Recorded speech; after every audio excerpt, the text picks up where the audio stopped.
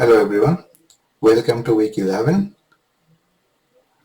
We are still talking about the visual analytics steps.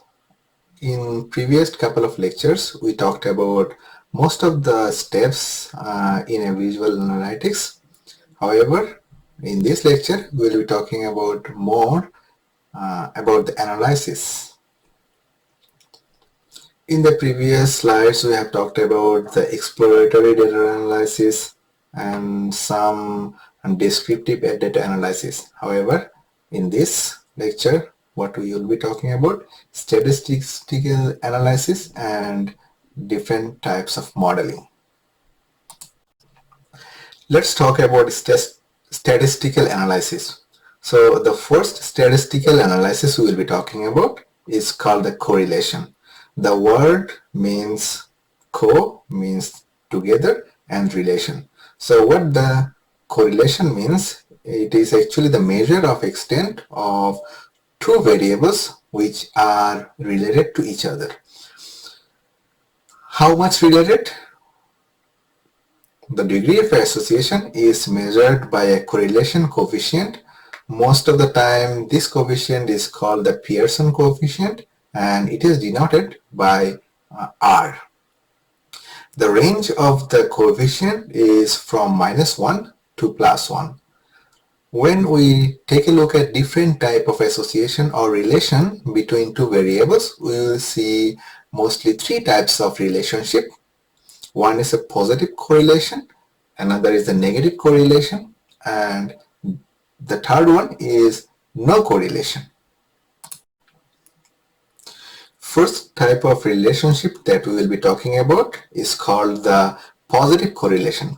A positive correlation between two variables is when the both variables move to the same direction. What does this mean? This means that if the value of one variable increases, the value of the second variable also increases. And if the value of the second variable decreases, the value of the first variable also decreases. The coefficient value, which is greater than 0, will show a positive correlation. However, because of the range goes to +1, if we get a correlation coefficient which is 1 showed in the first picture here, in that case we can say the correlation between two variables are perfect positive correlation. However, most of the cases we will not get a perfect positive correlation. So what we will get very high positive correlation like the second picture here. Even if the coefficient value of 0 greater than 0 is a positive correlation. However, if we don't get a coefficient value greater than 0.5, we will not consider that as a positive correlation. For example, in this picture here, we say coefficient value of 0.5 as a low positive correlation. If you plot a scatter graph of the two variables and you can think about the coefficient value in this way. The coefficient value determines how much scattered the values of those variables are in the graph from one line. So if you think about the perfect positive correlation, here you can see a almost perfect line. However, when you have a high positive correlation, you still can try to draw a perfect line, but the value will be somewhat scattered. However, for anything that is low positive correlation, it is very hard to draw a perfect line. And in this case, the values of the variables are kind of scattered around the line. So what can be an example of a positive correlation? If you think about the height versus weight, the taller people tend to be heavier. So this is a correlation, kind of positive correlation between two variables, height and weight. Next, we will be talking about negative correlation. Negative correlation between two variables are kind of reverse of the positive correlation. Here, one variable increases and another variable decreases at the same time. So if you think about the negative correlation, and if you take a look at this picture represents a perfect negative correlation. Why is this a perfect negative correlation? If you think about a variable in x-axis and a variable in y-axis, when the variable in x-axis increases, the variable in y-axis decreases. So this is why this is a perfect negative correlation. And if you think about a perfect line along with those values of those variables, you can draw a perfect line. This is why this is a perfect negative correlation. And if you think about the coefficient value, it will be -1. Similar to perfect positive correlation, it is very hard to get a perfect negative correlation between two variables. So what you will get is kind of a high negative correlation. Here again, one variable increases, another variable decreases. However, the coefficient value is somewhat between 0.8 and -0.8 and -1, like in this case.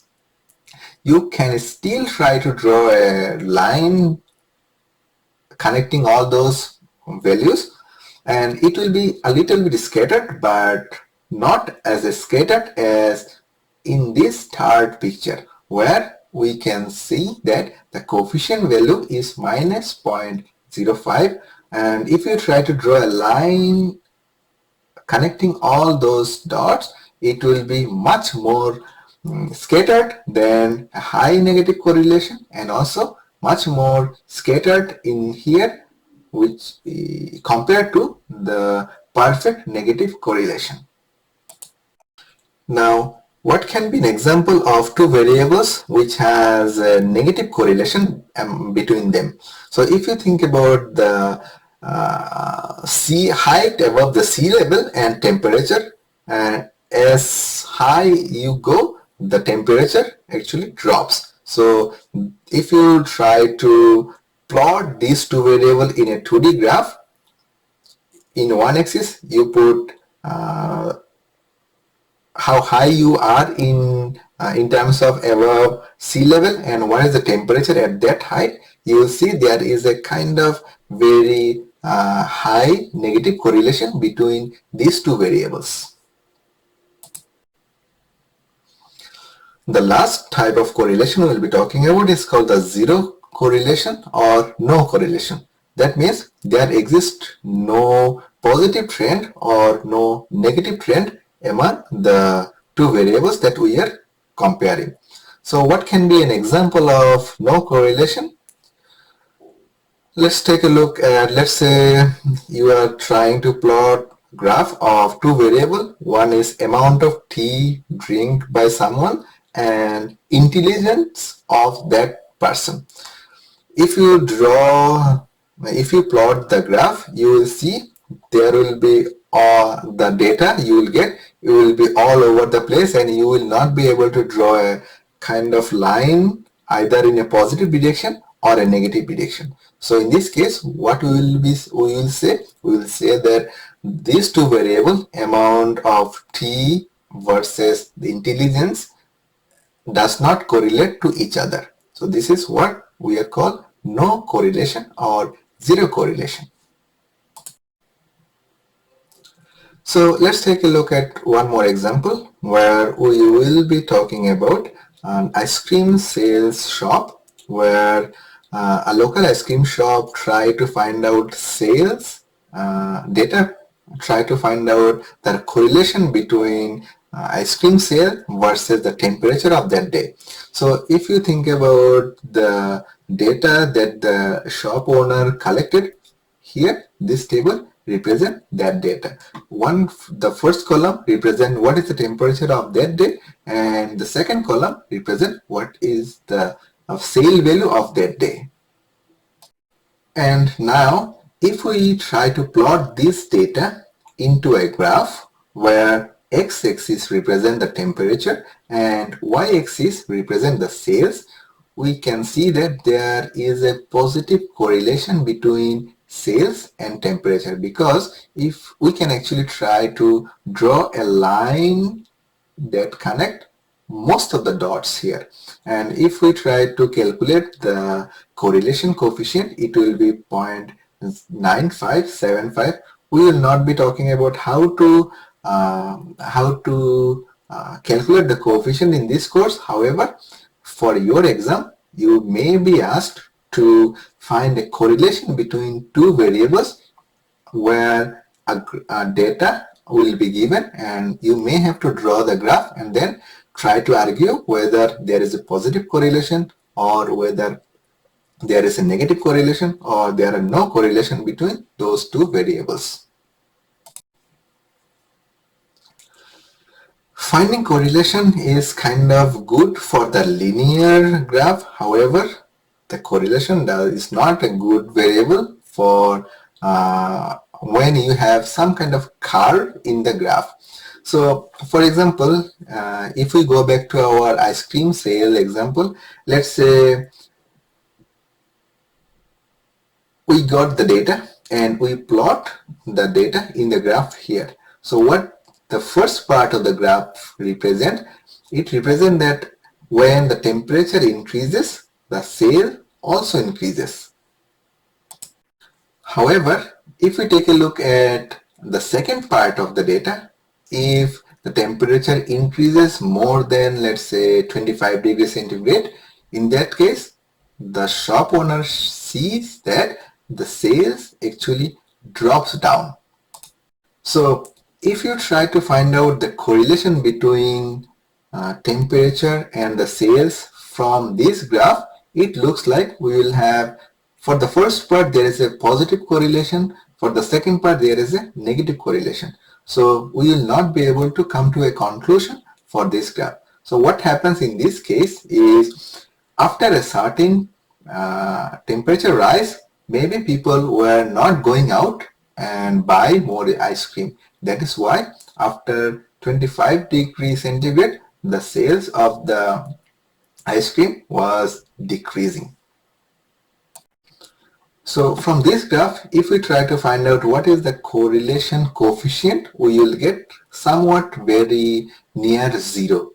As we are not trying to find a coefficient in this course, I will not be showing any calculation. However, you will find, if you know how to calculate the coefficient, you will get somewhat near zero. What this means? This means that from this data, we can say that there is no correlation between temperature and sales. So in the previous slide here, we get a positive correlation between sales and temperature. And in this data, we found out that there is no correlation between sales and temperature. So it is very important, when you have the data, you have to come to a conclusion based on what data you have. But sometimes there is a famous saying which says that correlation is not causation. That means even if you get a positive correlation or a negative correlation, sometimes it can be a random chance. That means there's no relationship between two variables that you are trying to find the correlation between.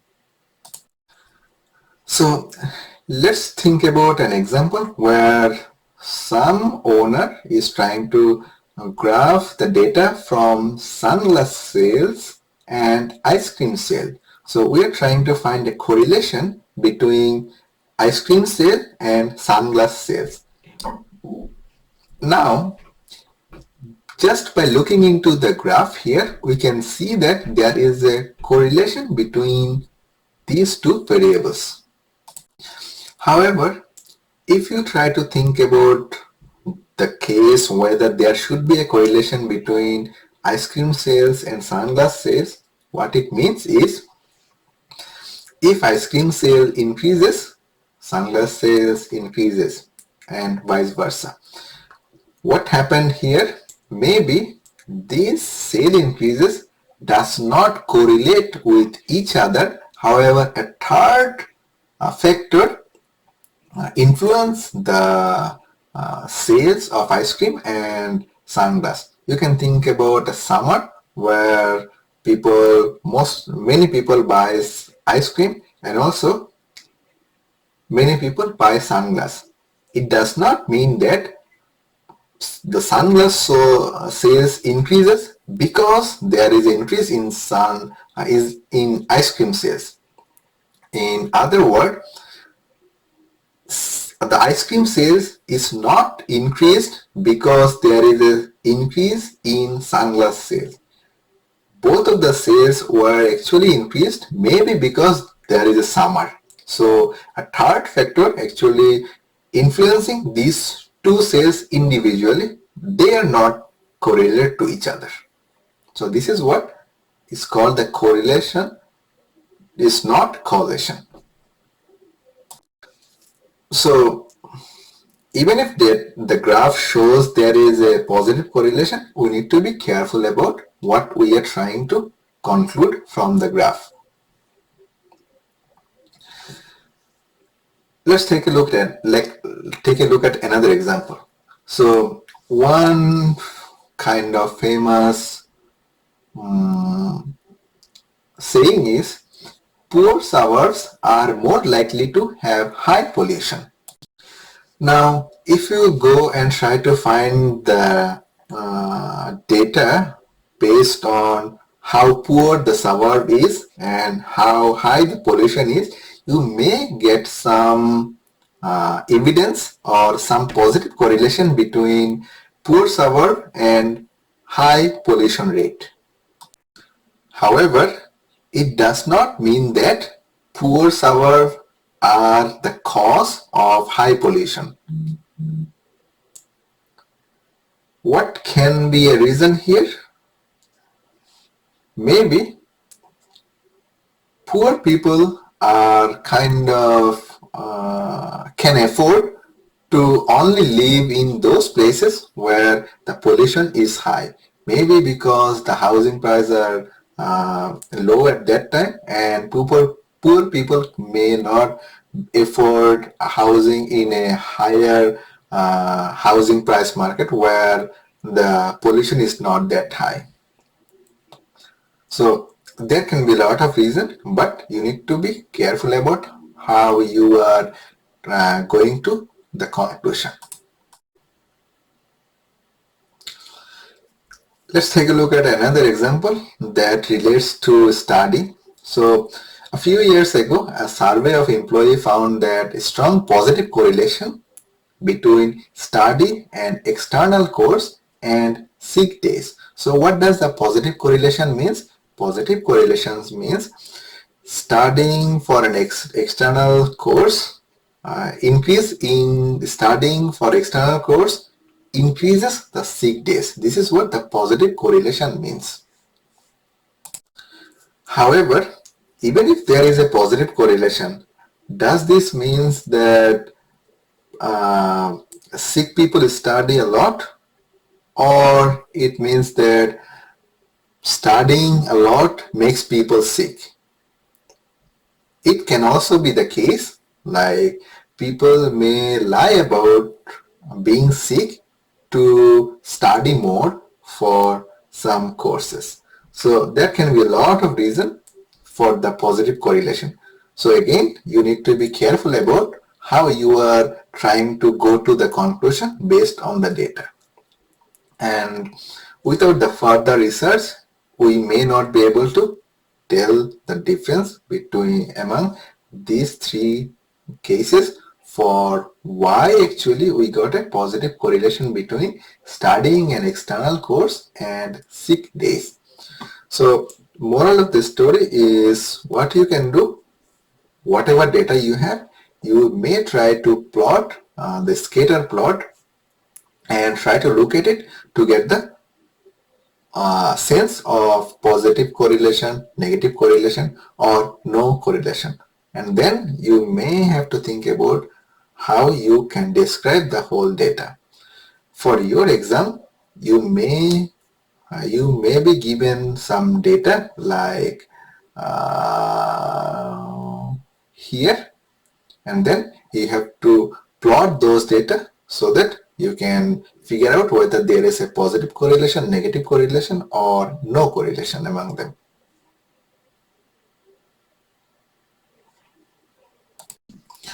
So let's take a look at some of the example or some of the uses we can do using the correlation. So again, you need to be careful about using the correlation for your prediction or validity checking. So one of the uses is called the prediction. That means if you have a positive correlation between two variables, that means you can say that increase in one variable will result increase in the second variable. If you have a negative correlation between two variables, maybe you can say increase in one variable will result a decrease in another variable. Some other uses of correlations are validity checking of the theories or reliability checking and theory verifications. So as I discussed earlier, there are some limitations of correlations.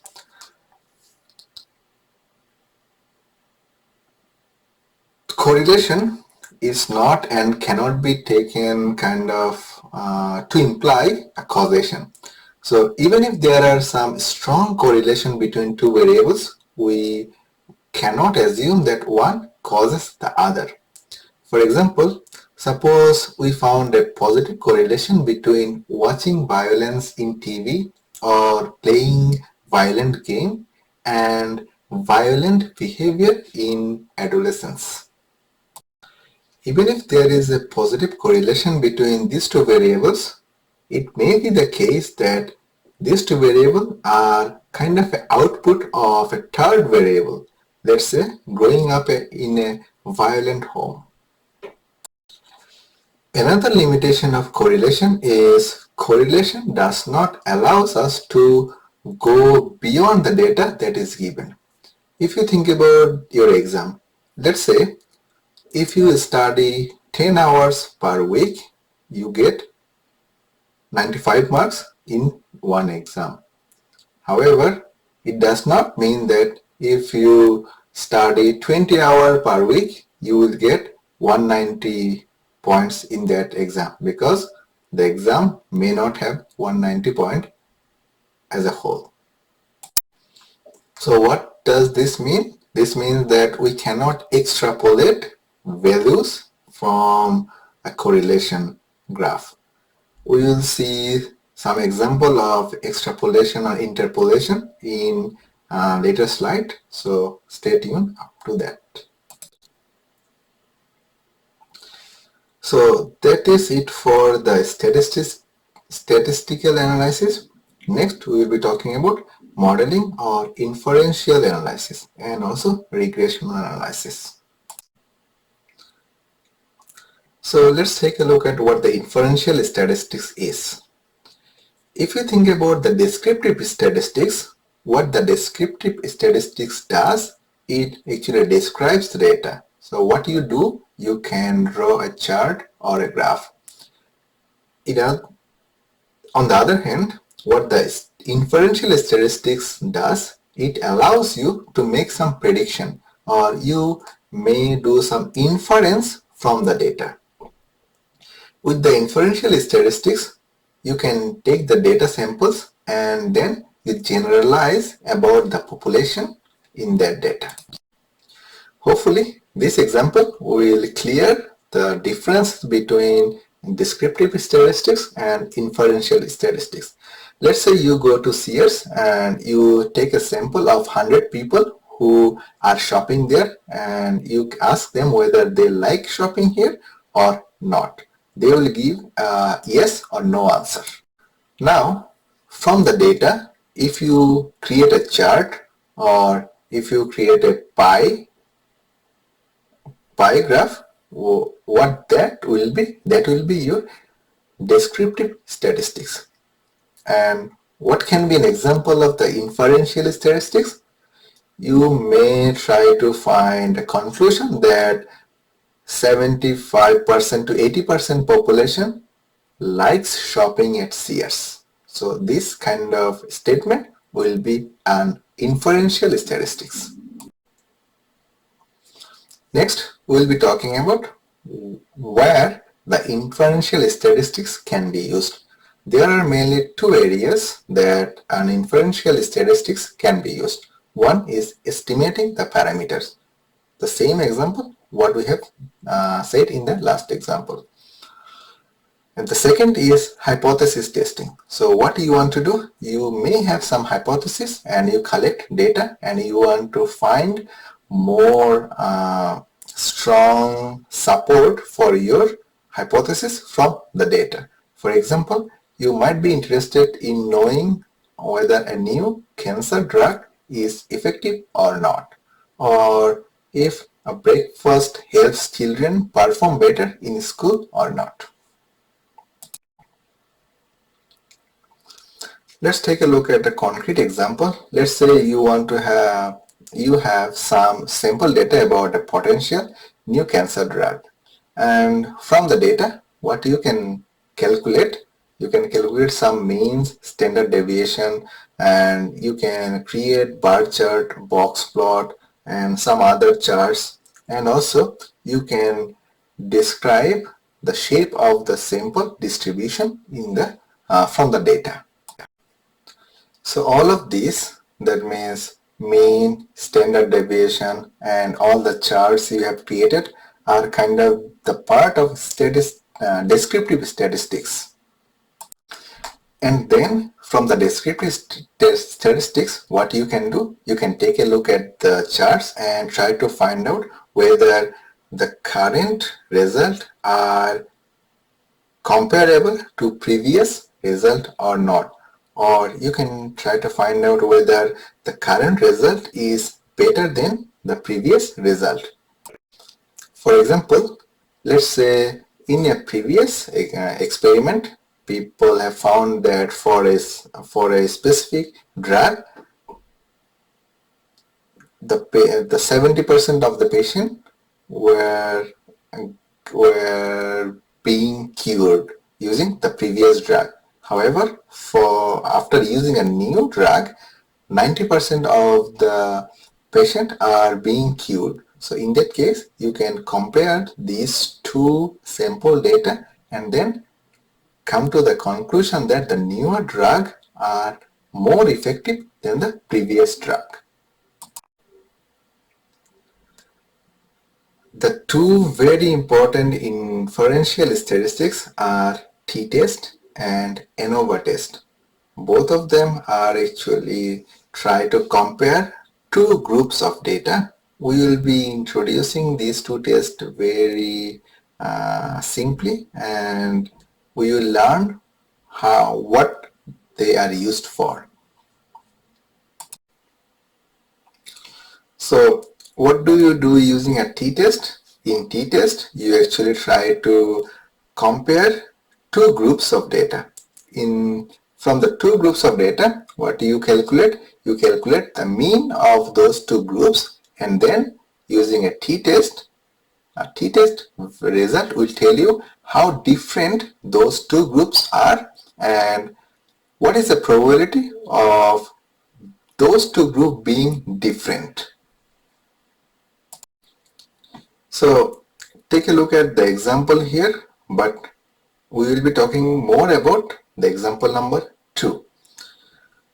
So what the t-test does, this t-test is also known as student's t-test. So let's say a drug company developed a new drug for cancer, and in an experiment there is a control group and there is an experiment group where the control group does not get the drug versus the experiment group who gets the drug. So let's say after the experiment is done, there is 5 years of increase of life expectancy for the control group versus 6 years of increase in life expectancy for the experiment group. What it means? It means that there might be a probability that the new drug is working and it increases the life expectancy of people. However, there can be a possibility that this is just a fluke, as because we are doing the experiment and we have a very limited number of people. Maybe the increase in life expectancy may not be because of the new drug. It may be just a fluke. So to test this hypothesis that whether the new drug is more effective, the researcher has to find a way to test the data.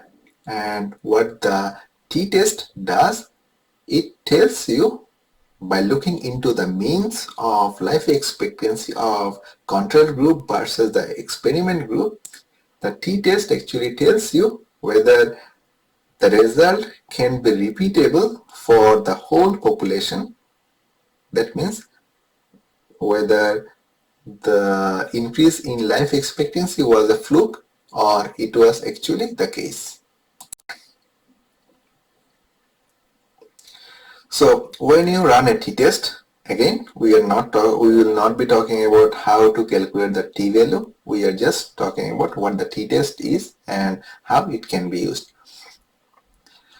When you run a t-test, you will get a t-value, and what the significance of the t-value is, the larger t-value you get, that means the groups that you are testing are different between each other.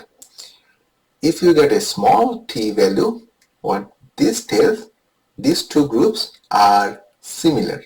What it means, from our previous example of drug testing, if you get a larger t-value, that means either the new drug is working or the new drug is not working. If you get a small t-value from the experiment we described earlier, what it means? This means that there is no effect of the drug on the new people who take the drug. So from an experiment, the desirable t-value is a higher t-value. What this means is when you get a higher t-value, it is most likely that the result will be repeated for a bigger population if you do the exact same experiment for them. When you do the t-test, along with the t-value, there is another value called p-value. That means every t-test has a corresponding p-values. So what is the p-value? P-value is the probability that the result from your sample data you gathered occurred by chance or not. P-value are from 0% to 100%. And mostly they are written as decimal.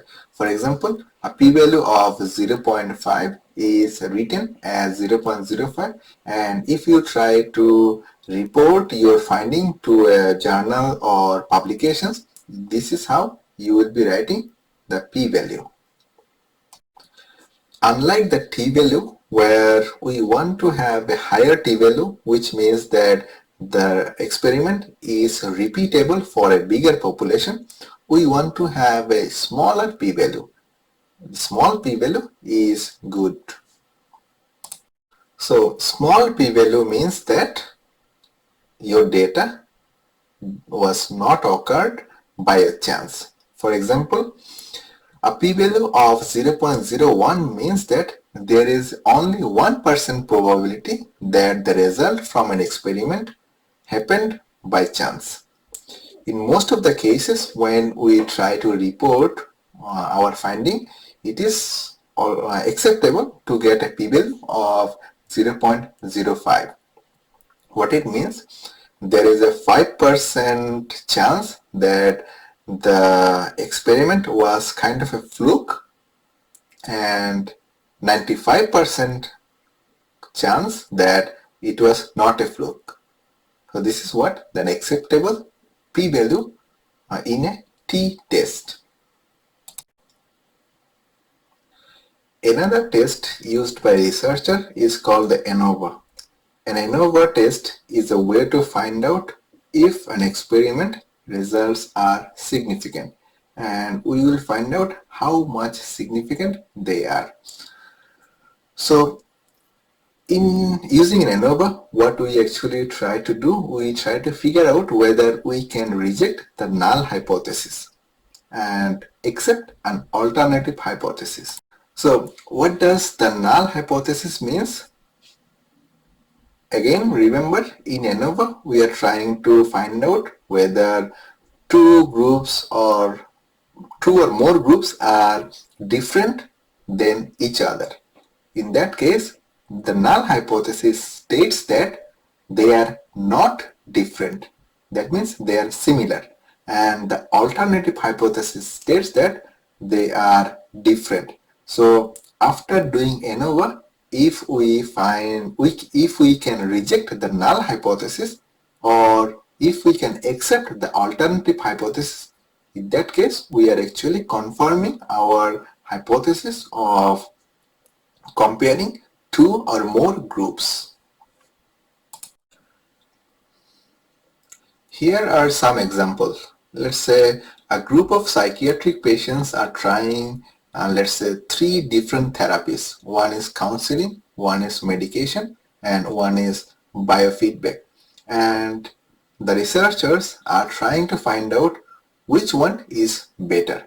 So this is kind of similar to the t-test. In t-test, we had 2 groups, maybe counseling group and medication group. However, in ANOVA, we must have at least 3 groups. What the ANOVA does, it tries to find out whether each group are different from each other. So you can think of ANOVA as kind of series of t-tests. However, ANOVA is kind of a little bit more complex.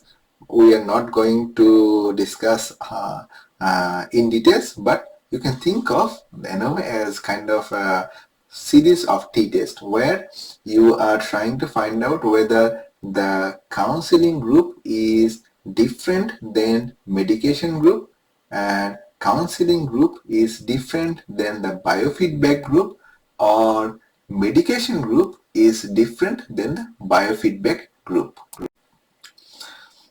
Most of the time when you do the ANOVA, you will have more than 2 groups. However, if you think about how ANOVA works, you may do ANOVA analysis on 2 groups of data. In that case, that ANOVA is mainly a simple t-test.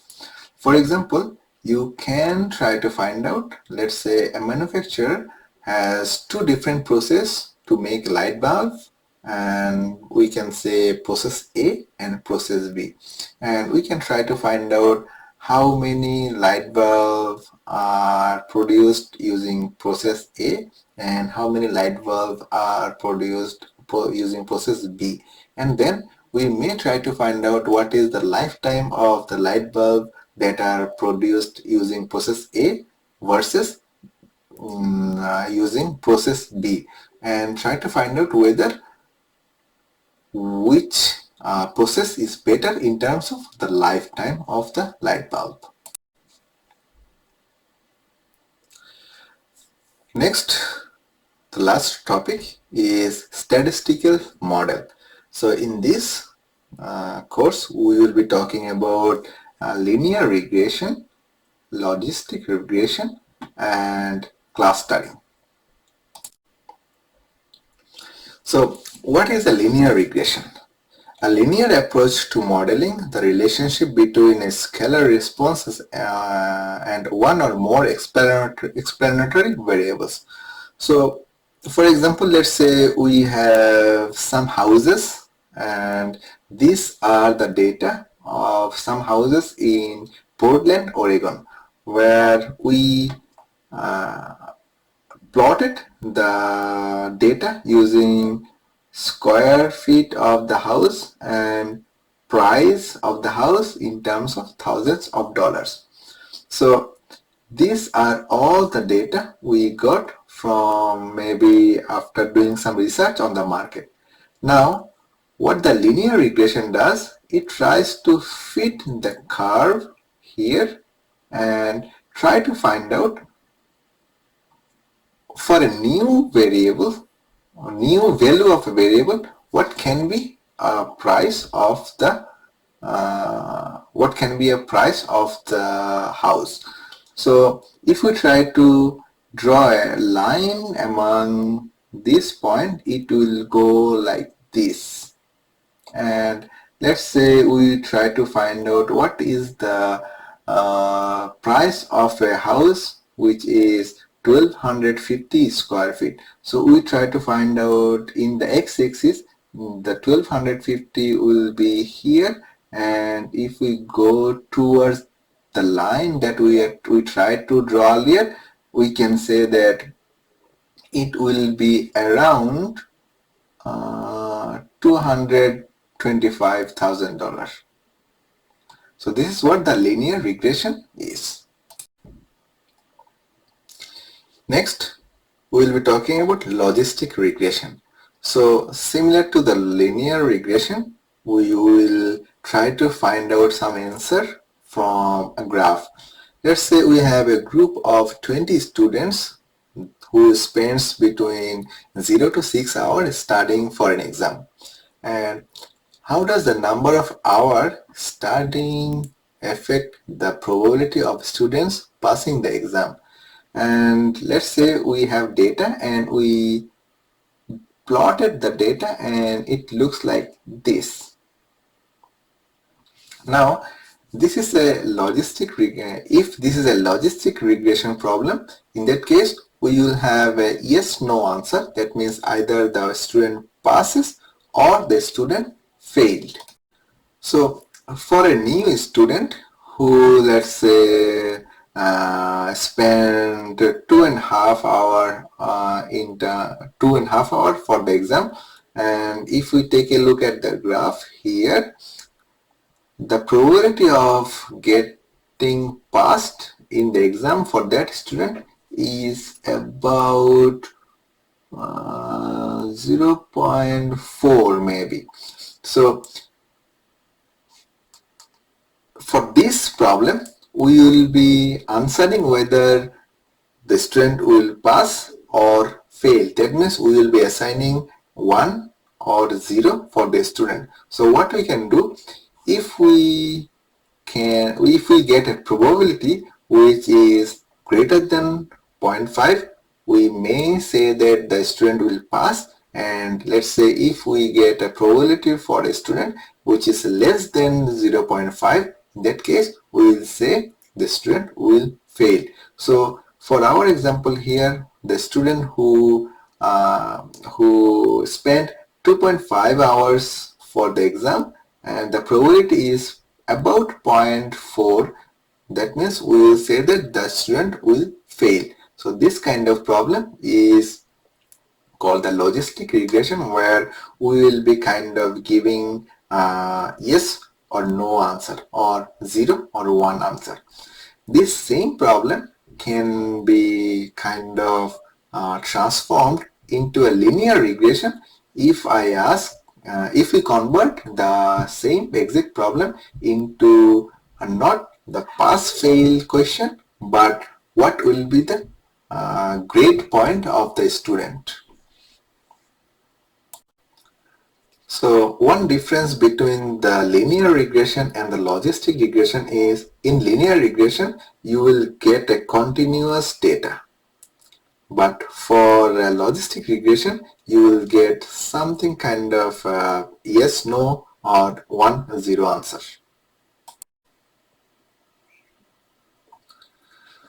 Next, we will be talking about clustering. So if you have seen something in Google News,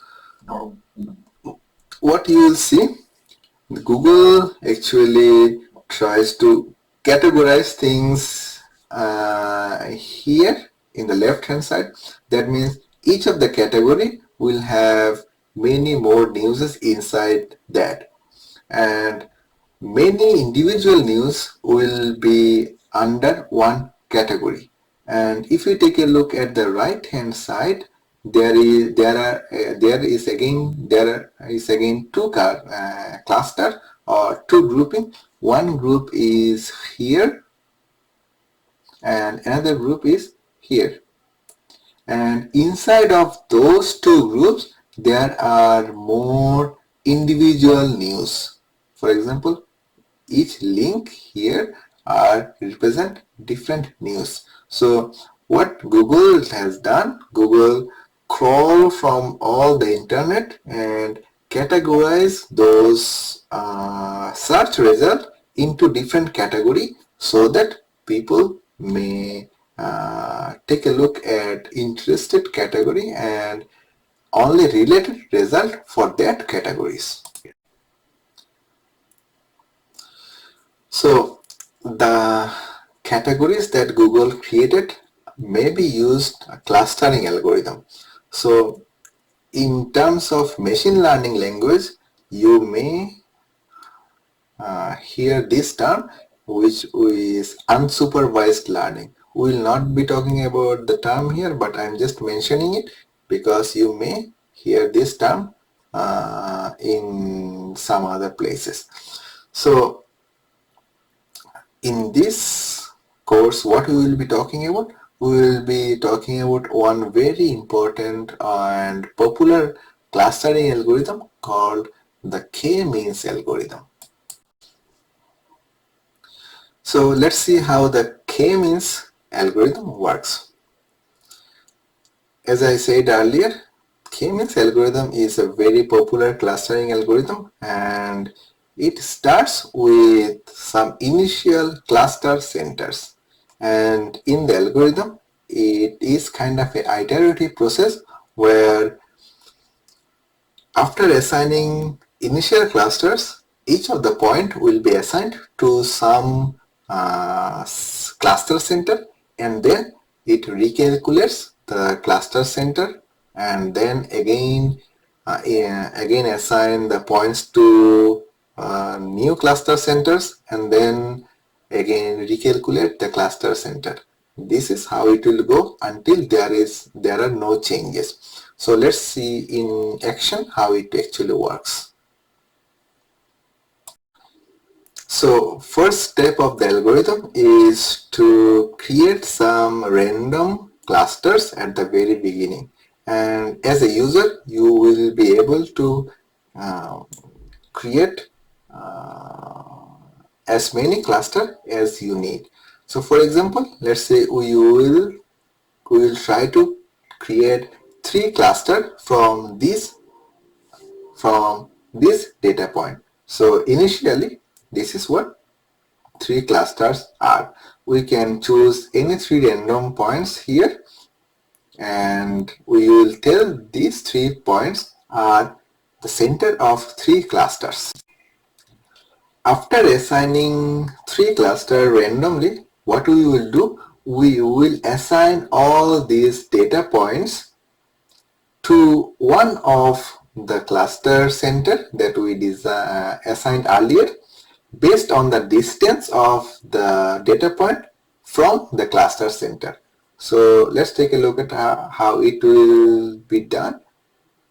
Here we assigned all these data points to the blue cluster center, and these 2 data points are assigned to the red cluster center. So how it is done, we will take a look at the exact implementation later on, but this is actually done based on the distance from the cluster point. So let's say when we try to find which cluster center this data point will go, we calculate the distance from this data point to first cluster center, second cluster center, and third cluster center. We will assign the clusters, this data point to the cluster center which is very close to this data point. After assigning all the data points to the one of the cluster point, what we will do, we will calculate the new cluster center from all of the data points. So this is simply the mean of all the XY coordinate. Next, the data center, the cluster center was shipped from here to here, and this was shipped also, this also was shipped. Now we have three new cluster center, one is here, one is here, and one is here. And because this data point is now near to this cluster center, we will reassign all the data point to maybe new cluster center. Some of them will change, some of them will not. So let's see how it goes.